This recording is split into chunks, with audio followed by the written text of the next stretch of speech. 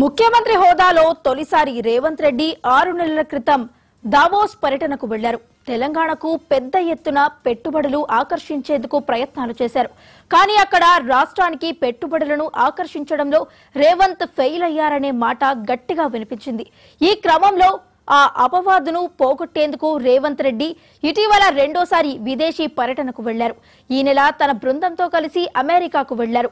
దిగ్గజ కంపెనీల అధిపతులను కలిసి రాష్ట్రానికి పెట్టుబడులను తీసుకువచ్చేందుకు ప్రయత్నాలు చేశారు. Google, Cognizant, Amazon, Trizen technologies,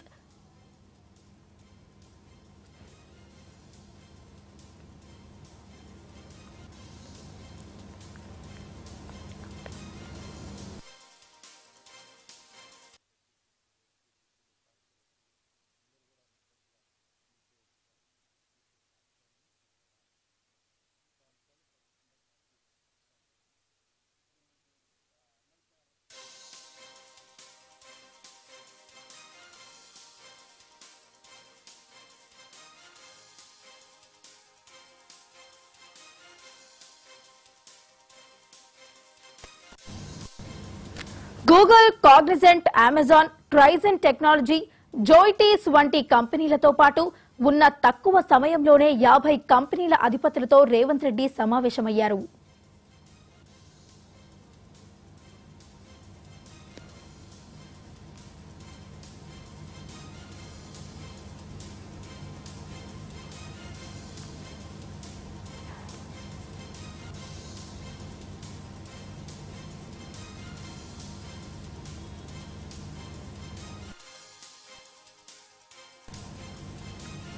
తాజాగా అమెరికా పర్యటనకు ముగించుకున్న రేవంత్ రెడ్డి బృందం సౌత్ కొరియాకు పయనమయ్యింది.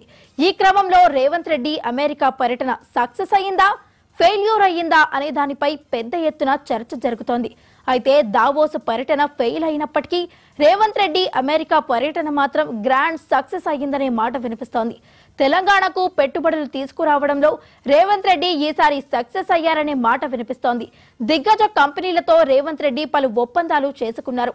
వాటి ద్వారా రాష్ట్రానికి ఎంతో మేలు జరుగుతుందని సంబంధించిన వర్గాలు